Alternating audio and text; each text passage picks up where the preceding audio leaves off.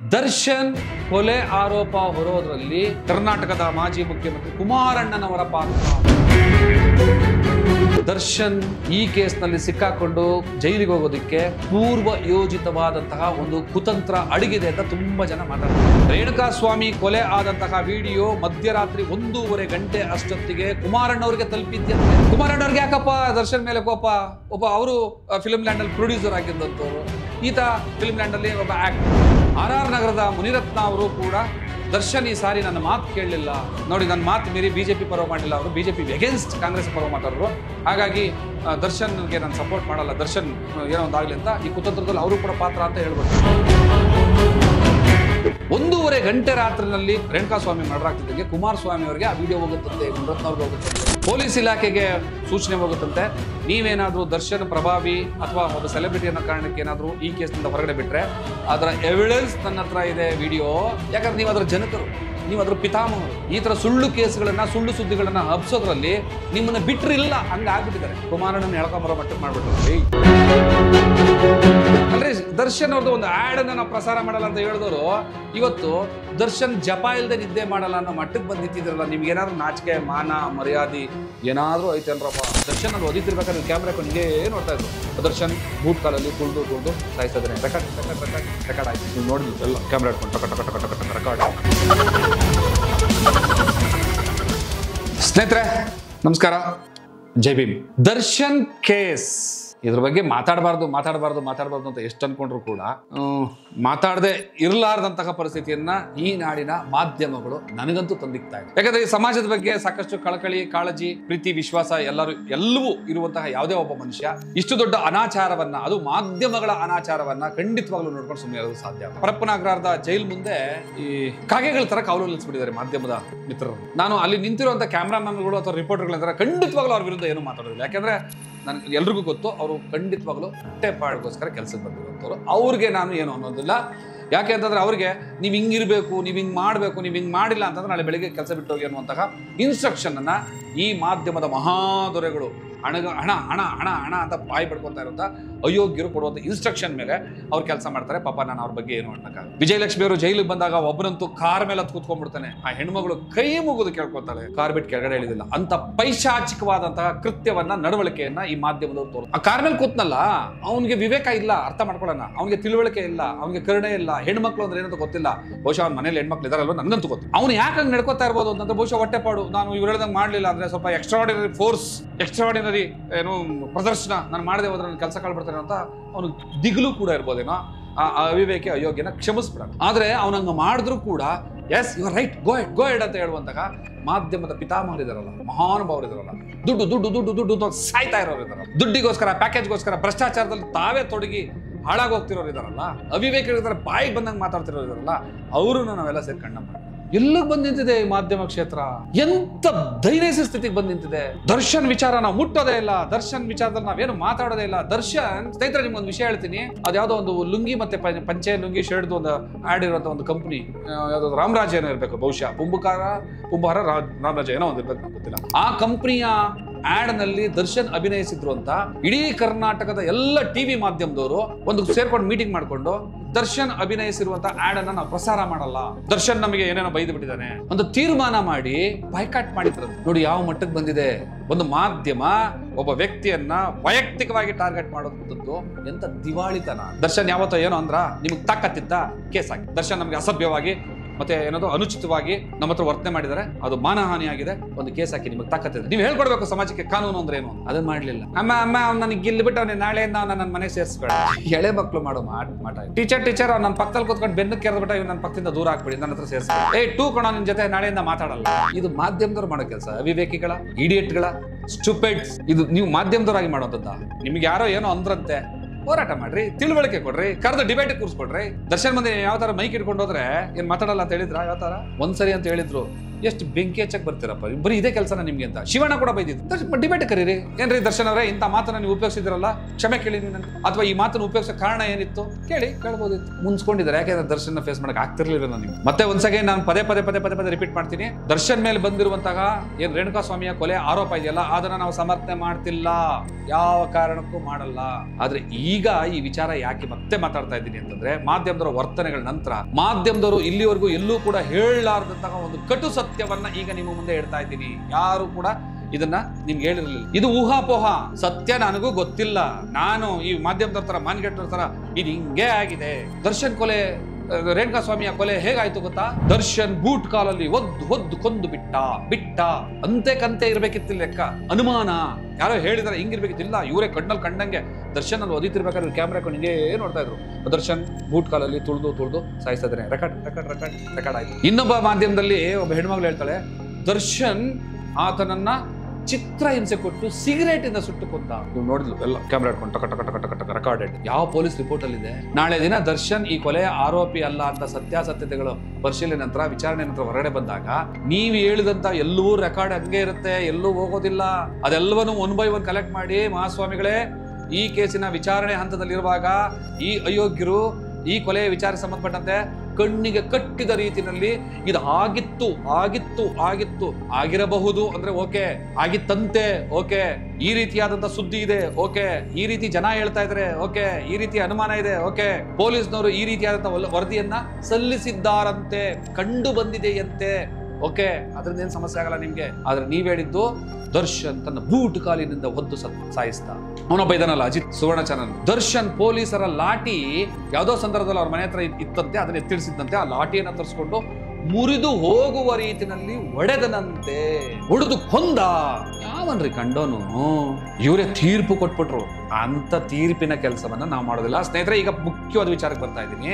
ದರ್ಶನ್ ಕೊಲೆ ಆರೋಪ ಹೊರೋದ್ರಲ್ಲಿ ಕರ್ನಾಟಕದ ಮಾಜಿ ಮುಖ್ಯಮಂತ್ರಿ ಕುಮಾರಣ್ಣನವರ ಪಾತ್ರ ತುಂಬಾ ಶಾಕ್ ಆಯ್ತು. ಈ ತರದ ಊಹಾಪೋಹ ಯಾರೋ ಮಾತಾಡಿದ್ದು, ಮತ್ತೆ ಒಂದಷ್ಟು ಜನ ಏನೋ ಅದ್ರ ಬಗ್ಗೆ ಎಲ್ಲೆಲ್ಲೋ ರಿವ್ಯೂ ಮಾಡಿದ್ದು ನಾನು ಕೇಳಿಸ್ಕೊಂಡೆ. ಸತ್ಯ ಏನೋ ಸುಳ್ಳೇನೋ ನನಗೂ ಗೊತ್ತಿಲ್ಲ. ಹಾಗಾಗಿ ನಿಮ್ಮ ಮುಂದೆ ಪ್ರಶ್ನೆ ಹೇಳ್ತಾ ಇದ್ದೀನಿ, ಈ ತರದೊಂದು ವಿಷಯ ಇದೆ ಅಂತೆ. ಮಾಧ್ಯಮಗಳು ಇಲ್ಲಿವರೆಗೂ ಕೂಡ ನೋಡಿ, ನನ್ನಂತನೂ, ನಾನೇನು ಯಾವ ಮಾಧ್ಯಮದವನಲ್ಲ, ಅಥವಾ ಇವ್ರ ತರ ಏನೋ ಪೊಲೀಸ್ ಡಿಪಾರ್ಟ್ಮೆಂಟ್ ಒಳಗಡೆನೆ ನಾವು ಯಾರನ್ನು ಕೂಡ ಏನೋ ಮೀಡಿಯೇಟರ್ಗಳನ್ನ ಇಟ್ಕೊಂಡಿಲ್ಲ. ಜೈಲೊಳಗಡೆ ದರ್ಶನ್ ಎಷ್ಟು ಗಂಟೆಗೆ ಎದ್ದಿದ್ದು, ಎಷ್ಟು ಗಂಟೆಗೆ ಮಲಗಿದ್ದು, ಎಷ್ಟುದ್ದ ಉಚ್ಚೆ ಒಯ್ದಿದ್ದು ಅಂತ ನೋಡ್ಕೊಂಡು ಕೂತಿರೋದಕ್ಕೆ ನಾವ್ ಯಾರನ್ನೂ ಕಾವಲಿಟ್ಟಿಲ್ಲ. ಹಂಗಾಗಿ ನನಗ್ ತಲುಪಿರೋದೇ ವಿಷಯ ಮಾಧ್ಯಮದವ್ರಿಗೆ ತಲುಪದೇ ಇರೋಕೆ ಸಾಧ್ಯ ಇಲ್ಲ. ಈ ಕೊಲೆಯ ಹಿಂದೆ ಅವರು ಕೈವಾಡ ಇಟ್ಟಿದ್ದಾರಂತೆ ಕುಮಾರಣ್ಣ ಮಾಜಿ ಮುಖ್ಯಮಂತ್ರಿ. ಈ ತರ ಮಾತಾಡ್ತಿದ್ದಾರೆ. ಇದನ್ನ ನಂಬಬೇಕು ಅಂತ ಅನ್ಸಲ್ಲ ನನಗೆ. ಇದನ್ನ ನಂಬಬೇಕು ಅಂತ ನಂಗೇನು ಅನ್ಸಲ್ಲ.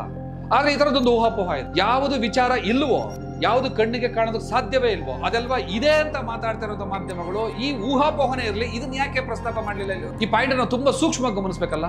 ದರ್ಶನ್ ಈ ಕೇಸ್ ನಲ್ಲಿ ಸಿಕ್ಕಾಕೊಂಡು ಜೈಲಿಗೆ ಹೋಗೋದಕ್ಕೆ ಪೂರ್ವ ಯೋಜಿತವಾದಂತಹ ಒಂದು ಕುತಂತ್ರ ಅಡಗಿದೆ ಅಂತ ತುಂಬಾ ಜನ ಮಾತಾಡ್ತಾ ಇದ್ದಾರೆ. ಯಾರೋ ಒಬ್ಬ ಹುಡುಗನನ್ನ ಈ ಟೀಮ್ ನಲ್ಲಿ ಪ್ಲಾಂಟ್ ಮಾಡಿದ್ದಾರೆ.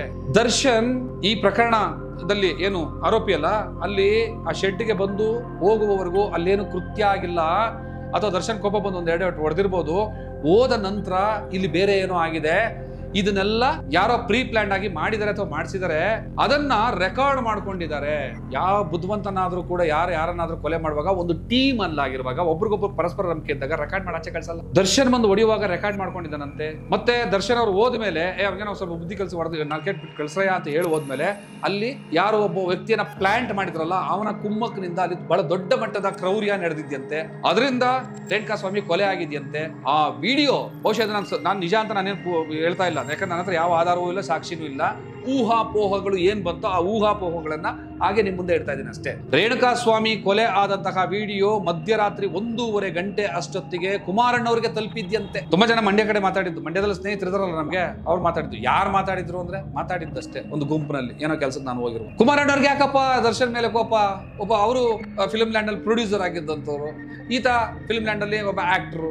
ಇವರಿಬ್ಬರಿಗೂ ಏನೇ ಇದ್ದಿದ್ರು ಕೂಡ ಅವಿನಾಭಾವ ಸಂಬಂಧ. ಅಂದ್ರೆ ಮಂಡ್ಯ ಎಲೆಕ್ಷನ್ ಅಲ್ಲಿ ದರ್ಶನ್ ಕುಮಾರಸ್ವಾಮಿ ಅವರ ವಿರುದ್ಧ ನಿಂತಿದ್ದು ಯಾರೋ ಸುಮಲತಾ ಕೇಸ್ ನಲ್ಲಿ, ಮತ್ತೆ ಮೊನ್ನೆ ನಡೆದಂತಹ ಲೋಕಸಭಾ ಚಂದ್ರಶೇಖರ್ ಯಾರೋ ಅವರ ವಿಚಾರದಲ್ಲಿ ಕುಮಾರಸ್ವಾಮಿಯ ವಿರುದ್ಧ ಇದ್ರು. ಹಾಗಾಗಿ ಇವರು ಮಟ್ಟ ಹಾಕಬೇಕು, ಇದ್ರ ನಾಳೆ ದಿನ ನಮ್ಗೆ ಯಾವತ್ತೂ ಕೂಡ ಇವರು ತೊಂದರೆ ಮಾಡ್ತಾರೆ, ಮತ್ತೆ ನಮ್ಮ ವಿರುದ್ಧ ಬಹಳ ದೊಡ್ಡ ಏನೋ ಕೆಟ್ಟದಾಗಿ ಬಿಂಬಿಸಿದ್ರು, ಚುನಾವಣೆಯಲ್ಲಿ ನಮಗೆ ದೊಡ್ಡ ಥ್ರೆಟ್ ಆಗಿದ್ರು, ಸೋಲುವ ಭೀತಿಯನ್ನು ಉಂಟು ಮಾಡಿದ್ರು, ಇವ್ರನ್ನ ಮಟ್ಟ ಹಾಕಿದ್ರೆ ನಾವು ಬದುಕ್ತೀವಿ ಅನ್ನುವಂತಹ ಯೋಚನೆಯನ್ನ ಮಾಡಿದ್ರಂತೆ ಕುಮಾರಣ್ಣವರು. ನನಗೆ ಗೊತ್ತಿಲ್ಲ, ಸತ್ಯ ಏನೋ ಗೊತ್ತಿಲ್ಲ. ಇದ್ರ ಜೊತೆನಲ್ಲಿ RR ನಗರದ ಮುನಿರತ್ನ ಅವರು ಕೂಡ ದರ್ಶನ್ ಈ ಸಾರಿ ನನ್ನ ಮಾತು ಕೇಳಲಿಲ್ಲ. ಯಾಕಂದ್ರೆ ದರ್ಶನ್ ಮುನಿರತ್ನ ಅವ್ರ ಕ್ಯಾನ್ವಸ್, ಅದು ಅವ್ರು ಬಿಜೆಪಿ ಇರಲಿ ಕಾಂಗ್ರೆಸ್ ಇರಲಿ ಅವ್ರ ಪರವಾಗಿ ಇರೋರು, ಅವ್ರೇನೋ ನನ್ನ ಸಂಬಂಧಿಕರು, ನನ್ನ ಸ್ನೇಹಿತರು, ಅಣ್ಣ ತಮ್ಮ ಅಂತಾನೆ ಹೇಳ್ಕೊಂಡಿದ್ರು. ನನಗೆ ಪಕ್ಷಗಳು ಮುಖ್ಯ ಅಲ್ಲ, ನನಗೆ ವಿಶ್ವಾಸ ಮುಖ್ಯ, ಗೆಳೆತನ ಮುಖ್ಯ, ಸಂಬಂಧ ಮುಖ್ಯ. ಆ ಕಾರಣಕ್ಕೆ ನಾನು ಮುನಿರತ್ನ ಅವ್ರ ಜೊತೆಗೆ ಹೋಗ್ತೀನಿ ಅಂತ ಹೇಳಿದ್ರು. ಸುಮಲತಾ ಅವರು ನನ್ನ ತಾಯಿ, ಹಾಗಾಗಿ ಹೋಗ್ತೀನಿ ಅಂತ ಹೇಳಿದ್ರು. ಈಗ ನನ್ನ ಇಚ್ಛೆ, ನನ್ನ ಸ್ನೇಹಿತರ ಪರವಾಗಿ ಹೋಗಿದ್ದೀನಿ ಅಂತ ಹೇಳಿದ್ರು. ಮುನಿರತ್ನ ಅವರು ಕೂಡ ಕೋಪ ಮಾಡ್ಕೊಂಡಿದ್ರಂತೆ. ನೋಡಿ, ನನ್ನ ಮಾತು ಮೀರಿ ಬಿಜೆಪಿ ಪರವಾಗಿ ಮಾಡಿಲ್ಲ, ಅವರು ಬಿಜೆಪಿ ಅಗೇನ್ಸ್ಟ್ ಕಾಂಗ್ರೆಸ್ ಪರವಾಗಿ ಮಾತಾಡಿದ್ರು. ಹಾಗಾಗಿ ದರ್ಶನ್ಗೆ ನಾನು ಸಪೋರ್ಟ್ ಮಾಡಲ್ಲ, ದರ್ಶನ್ ಏನೋ ಒಂದಾಗ್ಲಿ ಅಂತ ಈ ಕುತಂತ್ರದಲ್ಲಿ ಅವರು ಕೂಡ ಪಾತ್ರ ಅಂತ ಹೇಳ್ಬಿಟ್ರೆ ಅವರು ನಂಬಬೇಕಾದ್ರೆ ನಾವು ಒಂದು ಮಾಧ್ಯಮ ಈ ತರ ವಿಷಯ ಹಿಂಗಿದೆ ಅಂತ ಹೇಳಿ ಇದು ಸತ್ಯಾಸತ್ಯತೆ ನೀವು ಗಮನಿಸ್ಕೊಟ್ರಪ್ಪ ಅಂತ ಹೇಳ್ಬೇಕೆ ಹೊರತು ಇತ್ತಂತೆ ಮುನಿರತ್ನ ಅವರೇ ಸ್ಕೆಚ್ ಹಾಕ್ಬಿಟ್ರಂತೆ, ಕುಮಾರಣ್ಣನೇ ಈ ಕೊಲೆಯಲ್ಲಿ ಏನೋ ಗೇಮ್ ಮಾಡ್ಬಿಟ್ರಂತೆ. ಹಿಂಗೆಲ್ಲ ಮಾತಾಡಿದ್ರೆ ಅದು ಅವಿವೇಕತನ, ಅಯೋಗ್ಯತನ, ದಡ್ಡತನ ಆಗ್ತದೆ. ಅಂತ ದಡ್ಡತನ, ಅಂತ ತಪ್ಪು ನಾನು ಮಾಡಿ. ಆದ್ರೆ ಬಂದಿರೋ ಊಹಾಪೋಹಗಳ ಪ್ರಕಾರ ಕುಮಾರಸ್ವಾಮಿ ಇದ್ರಂತೆ, ಅದಕ್ಕೆ ಕುಮ್ಮಕ್ಕು ಇವ್ರು ಕೊಡ್ತಾ ಇದ್ರು. ಇವರು ಕೂಡ ಕೈ ಜೋಡಿಸಿದ್ರಂತೆ. ಯಾರು? ಮುನಿರತ್ನ. 1.5 ಗಂಟೆ ರಾತ್ರಿನಲ್ಲಿ ರೇಣುಕಾಸ್ವಾಮಿ ಮರ್ಡರ್ ಆಗ್ತಿದ್ದಂಗೆ ಕುಮಾರಸ್ವಾಮಿ ಅವರಿಗೆ ಆ ವಿಡಿಯೋ ಹೋಗುತ್ತಂತೆ, ಮುನಿರತ್ನ ಅವ್ರಿಗೆ ಹೋಗುತ್ತಂತೆ, ಪೊಲೀಸ್ ಇಲಾಖೆಗೆ ಸುದ್ದಿ ತಲುಪುತ್ತಂತೆ, ಪೊಲೀಸ್ ಇಲಾಖೆಗೆ ಒಂದು ಏನೋ ಸೂಚನೆ ಹೋಗುತ್ತಂತೆ, ನೀವೇನಾದ್ರೂ ದರ್ಶನ್ ಪ್ರಭಾವಿ ಅಥವಾ ಒಬ್ಬ ಸೆಲೆಬ್ರಿಟಿ ಅನ್ನೋ ಕಾರಣಕ್ಕೆ ಏನಾದ್ರೂ ಈ ಕೇಸ್ನಿಂದ ಹೊರಗಡೆ ಬಿಟ್ರೆ ಅದರ ಎವಿಡೆನ್ಸ್ ನನ್ನ ಹತ್ರ ಇದೆ, ವಿಡಿಯೋ ನಾನು ಮಾಧ್ಯಮಗಳಿಗೆ ರಿಲೀಸ್ ಮಾಡ್ಬಿಡ್ತೀನಿ ಅಂತ ಹೇಳ್ಬಿಟ್ಟಿದ್ರಂತೆ. ನೋಡ್ರಪ್ಪ, ಎಲ್ಲೆಲ್ಲಿ ಅದೇನೋ ರವಿ ಕಾಣದ್ದನ್ನ ಕವಿ ಕಂಡ, ಕವಿ ಕಾಣದ್ದನ್ನ ಮಾಧ್ಯಮಗಳು ಕಂಡುವು, ಮಾಧ್ಯಮಗಳು ಕಾಣದ್ದನ್ನ ಈ ಊಹಾಪೋಹ ಅಪ್ಸೋರು ಕಂಡಿದ್ದಾರೆ. ಕುಮಾರಣ್ಣನ್ನು ಕೂಡ ಈ ಇಶ್ಯೂನಲ್ಲಿ ಎಳಕಂಟಕ ಚುನಾವಣೆ ಸಮಯದಲ್ಲಿ ದ್ವೇಷ ಮಾಡಿದ್ರು. ಹಿಂಗೆ ಪ್ರತಿಯೊಬ್ಬ ರಾಜಕಾರಣಿ ಕೂಡ ಯಾರ ಮೇಲಾದ್ರು ದ್ವೇಷ ಮಾಡ್ತಾ ಹೋದ್ರೆ ಈ ಜಗತ್ತು ಉಳಿತದೆ. ಒಂದು ಊಹಾಪೋಹ ಮಾಡೋದಕ್ಕೆ ಮುಂಚೆ ಒಂದು ಸಾಕ್ಷಿಗಳನ್ನ ಇಟ್ಕೊಳ್ಳೋದು ಬೇಡ. ಅಲ್ಲ, ನಾನು ಈ ಜನರಿಗೆ ಹೇಳೋದಕ್ಕಿಂತ ಮುಂಚೆ ಈ ತರ ಊಹಾಪೋಹನ ಆಡಿಸೋದ್ರಲ್ಲ, ಅವ್ರಿಗೆ ಹೇಳೋದಕ್ಕೆ ಮುಂಚೆ ಈ ಮಾಧ್ಯಮಗಳು ಮುಗಿಬೇಕು. ಈಗ ನಿಮ್ಮಿಂದಾನೇ ಕಂಡ್ರಯ್ಯ ಈ ತರ ಗುಣ ಎಲ್ಲರೂ ಕಡೆ ಕಲಿತಾರೆ. ನಿಮ್ಮ ಅವಿವೇಕತನ, ಅಯೋಗ್ಯತನಗಳಿಂದಲೇ ಈ ಸಮಾಜ ಕೂಡ ಈ ರೀತಿ ಊಹಾಪೋಹಗಳನ್ನ ಅಪ್ಸೋದ್ರಲ್ಲಿ ಫೇಮಸ್ ಆಗ್ತಾ ಇರೋದು. ಯಾಕಂದ್ರೆ ನೀವು ಅದರ ಜನಕರು, ನೀವು ಅದ್ರ ಪಿತಾಮಹರು. ಈ ತರ ಸುಳ್ಳು ಕೇಸ್ಗಳನ್ನ, ಸುಳ್ಳು ಸುದ್ದಿಗಳನ್ನ ಹಬ್ಸೋದ್ರಲ್ಲಿ ನಿಮ್ಮನ್ನ ಬಿಟ್ರಿಲ್ಲ, ಹಂಗ ಆಗ್ಬಿಟ್ಟಿದ್ದಾರೆ. ಕುಮಾರಣ್ಣನ ಹೇಳ್ಕೊಂಬರೋ ಮಟ್ಟಕ್ಕೆ ಮಾಡ್ಬಿಟ್ರಲ್ರಿ, ಕುಮಾರಣ್ಣ ದ್ವೇಷ ಸೇರಿಸ್ಕೊಳಕ್ ಬಂದ್ರಂತ. ಹೀಗೆ ಏನೋ ಪ್ರೀ ಪ್ಲಾನ್ ಮಾಡಿ ದರ್ಶನ್ ಅವ್ರನ್ನ ಸಿಗಿಸಿ ಕೊನೆಗೆ ದರ್ಶನ್ ಇವತ್ತು ಜೈಲು ಸೇರೋ ಒಂದು ರೀತಿ ಬಂದಿದೆ, ಅಥವಾ ಪರಿಸ್ಥಿತಿ ಬಂದಿದೆ. ಇದರಿಂದ ಯಾರಿದ್ದಾರೆ ಅನ್ನುವಾಗ ಈ ತರದ ಊಹಾಪೋಹಗಳು, ಈ ತರದ ಗಾಳಿ ಸುದ್ದಿಗಳು ಓಡಾಡಿದಾವೆ. ನಾವ್ ಹೇಳೋದು ತನಿಖೆ. ಇದು ಈಗ ಏನು ಊಹಾಪೋಹ ಅಂತ ಹೇಳ್ತಾ ಇದೀನಲ್ಲ, ಸತ್ಯವೇ ಇರ್ಬೋದು, ಗೊತ್ತಿಲ್ಲ ನನಗೆ, ಸುಳ್ಳಿರ್ಬೋದು, ಗೊತ್ತಿಲ್ಲ ನನಗೆ. ಆದ್ರೆ ಇದು ಯಾವುದನ್ನು ನಾನು ನಂಬಬಾರದು. ಇದೇ ಸತ್ಯ ಅಂತ ಯಾರೋ ಊಹಾಪೋಹ ಅಂತ ಹೇಳಿದ್ಕೊಳ್ಳಿ, ನಾವು ಅದನ್ನ ಇದೇ ಸತ್ಯ ಅಂತ ಬಿತ್ತರಿಸಬಾರದು. ಈ ಅಯೋಗ್ಯ ಮಾಧ್ಯಮಗಳಿಗೆ ಇದು ಅರ್ಥ ಆಗಿಲ್ಲ. ನಾನು ಆಗ್ಲೇ ಹೇಳಿದೆ, ದರ್ಶನ್ ಲಾಠಿಯಿಂದ ಹೊಡೆದು ಕೊಂದಿದ್ದ ಕಣ್ರಿ. ಯಾರೋ ಅಜಿತ್ ಹೇಳ್ತಾರೆ, ಇನ್ಯಾರೋ BT ಬೇರೆ ಒಬ್ಬ ಹೆಣ್ಮಗಳು ಹೇಳ್ತಾಳೆ, ದರ್ಶನ್ ಬೂಟ್ ಕಾಲ್ನಿಂದ ಅವನು ಉಸಿರು ಕಟ್ಟುವವರೆಗೆ ಒತ್ತು ಸಾಯಿಸ್ತಾ ಕಣ್ರಿ. ನೋಡಿದ್ರ ಈ ತರ ಯಾರೋ ಮಾತಾಡ್ತಿದ್ದಾರೆ, ಇದು ತಪ್ಪೋ ಸರಿ ನಂಗೆ ಗೊತ್ತಿಲ್ಲ. ಪೊಲೀಸ್ ತನಿಖೆ ಮೂಲಕ ನಮಗೆ ಸತ್ಯ ಅನ್ನೋಂತ ಗೊತ್ತಾಗಬೇಕು. ಅಲ್ಲಿವರೆಗೂ ಜಸ್ಟ್ ವೆಯ್ಟ್ ಅಂಡ್ ಸಿ ಅನ್ನುವಂತ ಮಾತನ್ನ ಮಾಧ್ಯಮದವ್ರು ಮಾತಾಡಬೇಕು, ನಾನು ಮಾತಾಡ. ಪೊಲೀಸ್ ಇಲಾಖೆಯ ವರದಿಗಳಲ್ಲಿ ಏನಿದೆ, ಕೋರ್ಟ್ ಪ್ರೊಸೀಡಿಂಗ್ಸ್ ಮುಂದೆ ವಿಚಾರಣೆ ಹಂತದಲ್ಲಿ ಏನೆಲ್ಲ ಸತ್ಯ ಆಚೆ ಬರುತ್ತೆ, ಅದೆಲ್ಲ ಕಾಯ್ಲಾರ್ದ ಒಳ್ಳೆ ಕಾಗೆಗಳು ನಿಲ್ಲಿಸಿದ್ದಾರೆ ಪರಪ್ಪನಗರ ಮುಂದೆ. ಇಲ್ಲಿ ಇಷ್ಟು ದಿವಸ ಆದ್ರು, ಎಷ್ಟು 14-15 ದಿವಸ ಆಯ್ತು. ಇವತ್ತೇನೋ ಕೋರ್ಟ್ ಬಂದಿದಂತೆ, ಮತ್ತೆ ವಾಪಸ್ ಹೋದಂತೆ. ಅಲ್ರಿ, ದರ್ಶನ್ ಅವ್ರದ್ದು ಒಂದು ಆಡ್ ಅನ್ನ ನಾವು ಪ್ರಸಾರ ಮಾಡಲ್ಲ ಅಂತ ಹೇಳಿದವರು ಇವತ್ತು ದರ್ಶನ್ ಜಪ ಇಲ್ಲದೆ ನಿದ್ದೆ ಮಾಡಲ್ಲ ಅನ್ನೋ ಮಟ್ಟಕ್ಕೆ ಬಂದಿತ್ತಿದ್ರಲ್ಲ. ನಿಮ್ಗೆ ಏನಾದ್ರು ನಾಚಿಕೆ, ಮಾನ, ಮರ್ಯಾದೆ ಏನಾದ್ರೂ ಐತೇನ್ರಪ್ಪ? ಈ ಸಮಾಜನ ಹಾಳು ಮಾಡ್ತಾ ಇದ್ದೀರಲ್ರು. ಅದ್ರ ಬದಲು ಒಂದು ಒಳ್ಳೆ ಸಜೆಷನ್ ಕೊಡ್ತೀನಿ ನೋಡಿ. ತಮಿಳುನಾಡಿನವ್ರು ಇವತ್ತು ನೀಟ್ ಎಕ್ಸಾಮ್ ನ ನಮ್ಮ ರಾಜ್ಯದಲ್ಲಿ ಅಲೋ ಮಾಡೋದಿಲ್ಲ. ಯಾಕೆಂದ್ರೆ ನಮ್ಮ ರಾಜ್ಯದ ವಿದ್ಯಾರ್ಥಿಗಳಿಗೆ, ನಮ್ಮ ರಾಜ್ಯದ ಮಕ್ಕಳಿಗೆ, ಈ ರಾಜ್ಯದ ಆರೋಗ್ಯವನ್ನ ಕಾಪಾಡುವಂತಹ ಒಂದು ವ್ಯವಸ್ಥೆಗೆ ಇದಕ್ಕೆ ಧಕ್ಕೆ ತರ್ತಾ ಇದೆ ನೀಟ್ ಎಕ್ಸಾಮು. ಎಲ್ಲವೂ ಕೂಡ ನಮಗೆ ಉತ್ತರ ಭಾರತದವ್ರ ಪಾಲಾಗ್ತಾ ಇದೆ. ಇನ್ಸ್ಟಿಟ್ಯೂಷನ್ಗಳನ್ನ ಕಟ್ಟೋದು ನಾವು, ಬಂದು ಆಕ್ರಮಿಸ್ಕೊಳ್ಳೋದು ಅವರು. ಹಾಗಾಗಿ ನಾವು ಅದಕ್ಕೆ ಅವಕಾಶಗಳು ತಮಿಳುನಾಡು ತಂದಿದ್ದಾರೆ. ನೀವೆಲ್ಲರೂ ಒತ್ತಾಯ ಮಾಡ್ರಪ್ಪ. ಹೆಂಗೂ ಸಿದ್ದಣ್ಣನ ಕಂಡ್ರೆ ನಿಮ್ಗೆ ಆಗಲ್ಲ, ಯಾರೋ ಸಿದ್ದರಾಮಯ್ಯನವ್ರ ಕಂಡ್ರೆ ನಿಮ್ಗೆ ಖಂಡಿತವಾಗ್ಲೂ ಆಗಲ್ಲ. ಈ ನೆಪವನ್ನು ಇಟ್ಕೊಂಡಾದ್ರೂ ಕೂಡ ಸಿದ್ದರಾಮಯ್ಯನವ್ರ ಸ್ವಲ್ಪ ದಾಳಿ ಮಾಡ್ರೆ ಸಿದ್ದರಾಮಯ್ಯನವರೇ ಪಕ್ಕದ ತಮಿಳುನಾಡಿನವರು ತಂದಂತಹ ಈ ಸಿಸ್ಟಮ್ ಅನ್ನ, ನೀಟ್ ಎಕ್ಸಾಮ್ ನ ಒಪ್ಕೊಳ್ಳೋ ಅಂತ ಹೇಳೋದನ್ನ ನೀವ್ ಯಾಕ್ರಿ ಜಾರಿ ತರಲ್ಲ? ನಮ್ಮ ರಾಜ್ಯದ ಮಕ್ಕಳನ್ನ ಯಾಕ್ರಿ ಕಾಪಾಡಲ್ಲ? ನಮ್ಮ ರಾಜ್ಯದ ಒಂದು ಏನು ಅಸ್ಮಿತೆಯನ್ನು ಎತ್ತಿಡೋದಕ್ಕೆ ನೀವ್ ಯಾಕೆ ಕಾರಣ ಆಗೋದಿಲ್ಲ? ನಮ್ಮ ರಾಜ್ಯದ ರಕ್ಷಣೆ, ಮಕ್ಕಳ ರಕ್ಷಣೆ ನೀವ್ ಯಾಕ್ರಿ ಮಾಡಲ್ಲ? ತಮಿಳ್ನಾಡಿಗಿರುವಂತ ಗಟ್ಸ್ ನಿಮ್ಗೆ ಯಾಕ್ರಿ ಇಲ್ಲ? ಕೇಳ್ರಿ, ಕೇಳ್ರಿ. ನಿಮ್ಗೆ ಮಾನ ಮರ್ಯಾದೆ, ನಿಮ್ಗೆ ಬಾಯಿ ಇದ್ರೆ, ನಿಮ್ಗೇನು ರೋಗ ಬಂದು ಸತ್ತಿಲ್ಲ ಅಂದ್ರೆ ಮಾತಾಡ್ರಿ. ಸಿದ್ದಣ್ಣನ್ ಕೇಳ್ರಿ. ಬೆಲೆ ಯಾಕ್ರಿ ಇಷ್ಟೊಂದು ರೈಸ್ ಮಾಡ್ತಾ ಇದ್ದೀರಾ? ಸಿದ್ದಣ್ಣ, ಮೋದಿ ಮೇಲೆ ಬರೀ ಆರೋಪ ಮಾಡ್ತಾ ಇದ್ದೀರಾ, ಆದ್ರೆ ನೀವು ಪೆಟ್ರೋಲ್ ರೇಟ್ ರೈಸ್ ಮಾಡ್ತಾ ಇದ್ದೀರಲ್ಲ, ರಾಜ್ಯದ ತೆರಿಗೆ 41 ರೂಪಾಯಿನ ದೋಸ್ತಾ ಇದ್ದೀರಲ್ಲ, ಡೀಸೆಲ್ ರೇಟ್ ಜಾಸ್ತಿ ಮಾಡ್ತಾ ಇದ್ದೀರಲ್ಲ, ಹಾಲಿನ ರೇಟ್ ಜನ ಏನ್ ಕೇಳಲಿಲ್ಲ, ನೀವು ನಿಮ್ಗೋಸ್ಕರ ನೀವು ಮಾಡ್ತಾ ಇದ್ದೀರಿ. ಅದ್ರ ಮಾರ್ಕೆಟಿಂಗ್ ಮಾಡೋದಕ್ಕೆ ನಿಮ್ಗೆ ಆಗ್ಲಿಲ್ಲ ಅಂದ್ರೆ ಎಕ್ಸ್ಪೋರ್ಟ್ ಮಾಡಿ. ಜನರ ಮೇಲೆ ನಿಮ್ಮ ಅಭಿಪ್ರಾಯಗಳನ್ನ ಹೇರಬೇಡಿ. ಹೇಳ್ರಯ್ಯ, ಆರೋಗ್ಯ ಫ್ರೀ ತಗೊಂಬರಕ್ಕೆ ಹೇಳಯ್ಯ. ಎಜುಕೇಶನ್ ಎಲ್ರಿಗೂ ಫ್ರೀ ಆಗಿ ಬರೋದಕ್ಕೆ ಹೇಳ್ರಪ್ಪ. ಯಾವುದೂ ಮಾತಾಡಕ್ಕೆ ಯೋಗ್ಯತೆ ಇಲ್ಲ. ದರ್ಶನ್ ಬೆಳಗ್ಗೆ ಎದ್ರೆ ದರ್ಶನ್ ಹಿಂದೆ ಹಂಗಂತೆ, ದರ್ಶನ್ ಹಿಂದೆ ಹಿಂಗಂತೆ. ಯಾವನ್ರ ನಿಮ್ಗೆಲ್ಲ ಬುದ್ಧಿ ಕಲಿಸ್ತಾನ್ರಲ್ಲ. ಇವೆಲ್ಲ ಮಾಧ್ಯಮ ನಡೆಸ್ತಾರೆ. ಬೇರೆ ಬಿಸ್ನೆಸ್ ಮಾಡ್ರ, ಒಂಚೂರು ದುಡ್ಡು ಗಿಡ್ ಬೇಕು ಅನ್ನೋಗಿದ್ರೆ ಮಾಡ್ಕೋಬೋರೆ. ಸಾಯ್ರ ನೀವು. ಇಷ್ಟು ಅನಿಷ್ಟವಾದಂತಹ ಪರಿಸ್ಥಿತಿನ ಈ ರಾಜ್ಯಕ್ಕೆ ತಂದಿಡ್ತಾ ಇದ್ರೆ ನಿಮ್ಮೆಲ್ರಿಗೂ ಧಿಕ್ಕಾರ ಹೇಳ್ತಾ ಇದ್ದೀನಿ ಸ್ನೇಹಿತರೆ. ಇದರಲ್ಲಿ ದರ್ಶನ್ ಜೈಲಿಗೆ ಹೋಗುವ ಹಿಂದಿನ ಕೈವಾಡ ಕುಮಾರನಂದ ಅನ್ನುವಂತಹ ಪ್ರಶ್ನೆಯನ್ನಿಟ್ಕೊಂಡು ಏನು ಊಹಾಪೋಹಗಳು, ಇದ್ರ ಸತ್ಯಾರು ಸುಳ್ಳೇರು ಪರಿಶೀಲನೆ ಮಾಡ್ಲಿ. ಏನೋ ಪೊಲೀಸ್ನವ್ರ ತನಿಖೆ ಆಗ್ಲಿ, ತನಿಖೆಯ ರಿಪೋರ್ಟ್ ಆಚೆ ಬರಲಿ. ದರ್ಶನ್ ನಿಜವಾಗ್ಲೂ ಅಪರಾಧಿ ಆಗಿದ್ರೆ ಆಪಾದನೆಯಿಂದ ಅಪರಾಧದ ಕಡೆಗೆ ಅವ್ರು ಹೋಗಿ ಆಪಾದಿತರಾಗಿ ಆರೋಪಿನೇ ಸಾಬೀತಾದ್ರೆ ಶಿಕ್ಷೆ ಆಗಲಿ, ಗಲ್ಗಾಕಳ್ಳಿ ಬಿಡಿ. ಈ ದೇಶದ ನೆಲದ ಕಾನೂನನ್ನ ಗೌರವಿಸೋಣ. ಆದ್ರೆ ಶಿಕ್ಷೆ ಇನ್ನು ವಿಚಾರಣೆನೇ ಶುರುವಾಗಿಲ್ಲ, ಬೇಲ್ ಅಪ್ಲಿಕೇಶನ್ ಓಡಾಡ್ತಾ ಇದ್ದಾರೆ. ಇವ್ರಾಗಲೇ ಮಾಧ್ಯಮದವರು ತೀರ್ಪು ಕೊಟ್ಟು ದರ್ಶನ್ನೇ ಕೊಲೆ ಮಾಡಿದ್ದು ಅಂತ ಹೇಳ್ತಾ ಇದ್ರಲ್ಲ, ಇದ್ರ ವಿರುದ್ಧ ನೀವು ಕಾನೂನು ಹೋರಾಟ ಮಾಡಿ. ಅವ್ರೇನೆಲ್ಲ ಮಾತಾಡ್ತಿದ್ರು ಅದೆಲ್ಲ ವಿಡಿಯೋ ಕ್ಲಿಪ್ ತಗೊಂಡೋಗ್ಬಿಟ್ಟು ಕೋರ್ಟ್ ಕೊಟ್ಟು, ಸ್ವಾಮಿ ಒಂದು ಮಾಧ್ಯಮದ ರೀತಿ ನೀತಿಗಳು ಹಿಂಗಿದಾವೆ, ಮಾಧ್ಯಮದ ರೂಲ್ಸ್ ಅಂಡ್ ರೆಗ್ಯುಲೇಷನ್ಸ್ ಹಿಂಗಿದೆ, ಮಾಧ್ಯಮದ ಸಿಸ್ಟಮ್ ಹಿಂಗೆ ಹೇಳುತ್ತೆ. ಆದ್ರೆ ಇವರು ಅದೆಲ್ಲವನ್ನು ಮೀರಿ ಅದನ್ನೆಲ್ಲ ವೈಲೇಟ್ ಮಾಡಿ ತಾವೇ ಸರ್ವಾಧಿಕಾರಿ ತರ, ತಾವೇ ಜಡ್ಜ್ ತರ ತೀರ್ಮಾನಗಳನ್ನ ಕೊಡ್ತಾ ಇದ್ದಾರೆ. ಈ ತೀರ್ಮಾನಗಳನ್ನ ಇವರು ಏನೋ ಸಾಬೀತ್ ಮಾಡ್ಬೇಕು. ಇವ್ರ ಹತ್ರ ಸಾಕ್ಷಿ ಇರು. ಬುಟ್ನಲ್ಲಿ ಒದ್ನ, ಕಾಲಲ್ಲಿ ಒದ್ನ, ಲಾಟಿಯಲ್ಲಿ ಒದ್ನ, ಸಿಗರೇಟ್ ತಗೊಂಡು ಸುಟ್ನ, ಅವನಿಗೆ ಕುಡಿಸಿದ್ರಂತೆ, ಅವನಿಗೆ ಚೆನ್ನಾಗಿ ಕುಡಿಸಿದ್ರಂತೆ. ಇವ್ರು ಹೇಳ್ತಾ ಇರೋದು ಇದನ್ನೆಲ್ಲ ಪ್ರೂವ್ ಮಾಡ್ಬೇಕು. ಮಾಡ್ಲಿಲ್ಲ ಅಂತಂದ್ರೆ ಇವರು ಮಾಡಿರುವಂತ ಆರೋಪಗಳಿಗೆ ಸರಿಯಾಗಿ ಇವ್ರಿಗೆ ಶಿಕ್ಷೆ ಆಗಬೇಕು. ಇವರು ಮಾಧ್ಯಮಗಳನ್ನ ಬಂದ್ ಮಾಡಬೇಕು ಅಂತ ನೀವು ಏನೋ ಕೋರ್ಟ್ಗೆ ಹೋಗಿ, ನೀವು ಕೋರ್ಟ್ಗೆ ಹೋಗ್ತೀರಿ ಅಂತಂದ್ರೆ ನಾನು ನನ್ನ ಕೈಲಾದಂತ ಎಲ್ಲ ಸಪೋರ್ಟ್ ಜೊತೆ ನಿಮ್ ಜೊತೆ, ನಮ್ಮ TV40 ನಿಮ್ ಜೊತೆ ಅಂತ ಹೇಳ್ತಾ, ಮಾಧ್ಯಮದ ಭಯೋತ್ಪಾದಕರ ವಿರುದ್ಧ ನಾವೆಲ್ಲರೂ ಎಚ್ಚರಿಕೆಯಿಂದ ಇರೋಣ, ಜಾಗ್ರತೆಯಿಂದ ಇರೋಣ, ಕೈಗೆ ಕೈ ಜೋಡಿಸಿ ನಿಲ್ಲೋಣ ಅಂತ ಹೇಳ್ತಾ ನನ್ನ ಈ ಚರ್ಚೆಯನ್ನು ಮುಗಿಸ್ತಾ ಇದ್ದೀನಿ. ತಮ್ಮೆಲ್ಲರೂ ಶುಭವಾಗಲಿ. ಜೈ ಭೀಮ್.